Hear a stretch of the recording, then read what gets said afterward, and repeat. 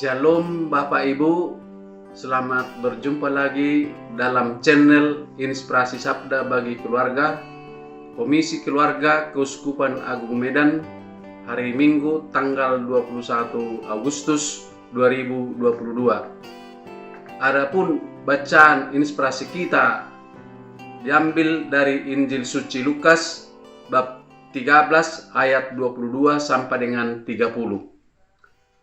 Dalam perjalanannya ke Yerusalem, Yesus berkeliling dari kota ke kota dan dari desa ke desa sambil mengajar. Dan ada seorang yang bertanya kepadanya, "Tuhan, sedikit sajakah orang yang diselamatkan?"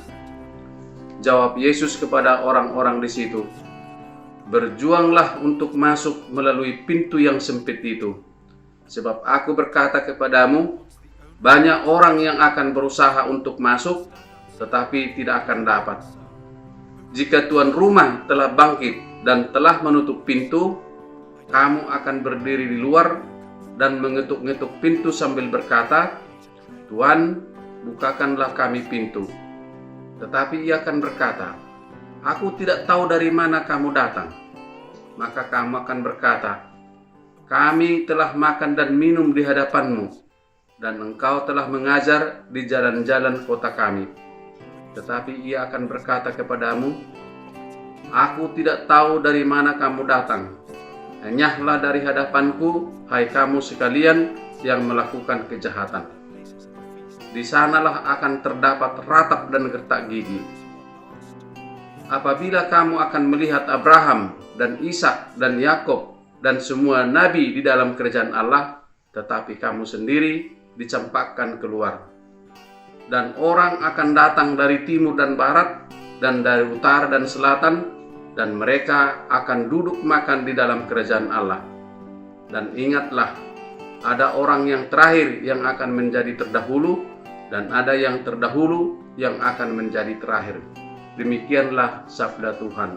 Terpujilah Kristus.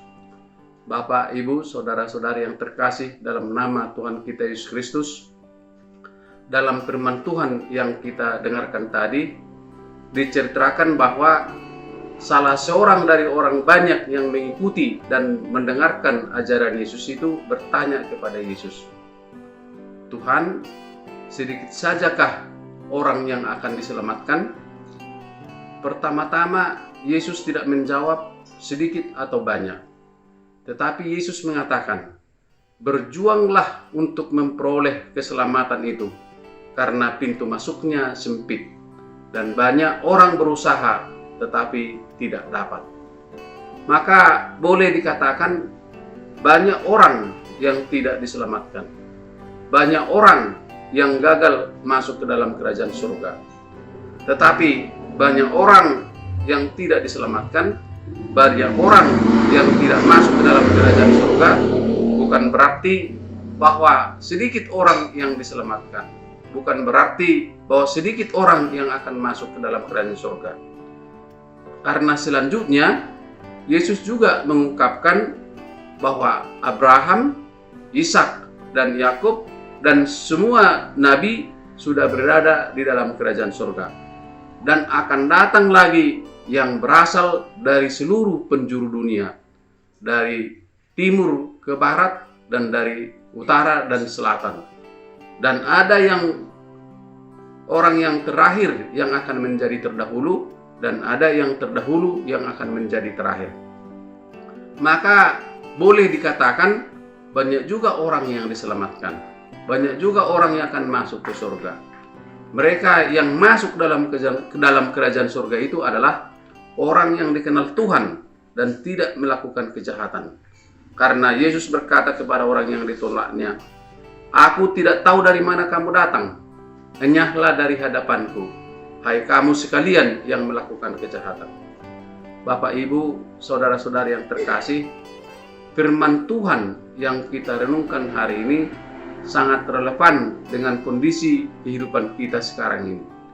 Dewasa ini orang Kristen sudah semakin banyak. Orang Kristen ada hampir di setiap negara di dunia ini. Tetapi kejahatan di dunia ini semakin bertambah juga, semakin merajalela. Kejahatan di dunia ini dilakukan orang beragama dan dilakukan orang yang tidak beragama. Kemunafikan, kebohongan, korupsi, iri, dendam, dan kejahatan yang lainnya tetap merajalela di dunia ini. Oleh karena itu, Bapak, Ibu, dan saudara-saudara sekalian, sebagai keluarga, kita harus berjuang menyelamatkan anggota keluarga kita dari segala perbuatan jahat. Hal ini memang sulit. Hal ini memang merupakan jalan yang sempit. Hal ini merupakan suatu tantangan yang berat bagi keluarga kita. Maka Yesus mengingatkan supaya kita tetap berjuang. Inspirasi sabda bagi kita hari ini adalah supaya kita tetap berjuang melakukan yang terbaik dalam hidup ini dan selalu menghindari perbuatan yang jahat yang tidak dikehendaki Tuhan. Kita harus tetap berkomunikasi dengan Tuhan melalui doa dan membaca kitab suci supaya kita dekat dengan Tuhan. Kita harus tetap melakukan perbuatan yang baik walaupun itu menuntut pengorbanan yang besar. Dan kita harus tetap menghindari segala perbuatan yang jahat walaupun itu menyenangkan. Kita tidak cukup hanya berusaha, tetapi harus berjuang karena banyak tantangan dan banyak godaan. Misalnya, banyak godaan untuk tidak berdoa, untuk tidak membaca kitab suci, untuk tidak menolong orang yang membutuhkan pertolongan, untuk tidak melakukan perbuatan-perbuatan yang baik lainnya. Yesus mengatakan, banyak orang yang berusaha tetapi tidak berhasil. Oleh karena itu, marilah kita berjuang secara terus-menerus dan lebih gigih untuk tekun berdoa, untuk tekun membaca kitab suci, untuk selalu menolong orang yang membutuhkan pertolongan, untuk selalu melakukan perbuatan-perbuatan yang baik. Hidup ini adalah kesempatan dan kesempatan itu terbatas. Maka mari kita gunakan kesempatan tersebut dengan hal-hal yang baik, yang berguna demi menyelamatkan jiwa kita di akhirat.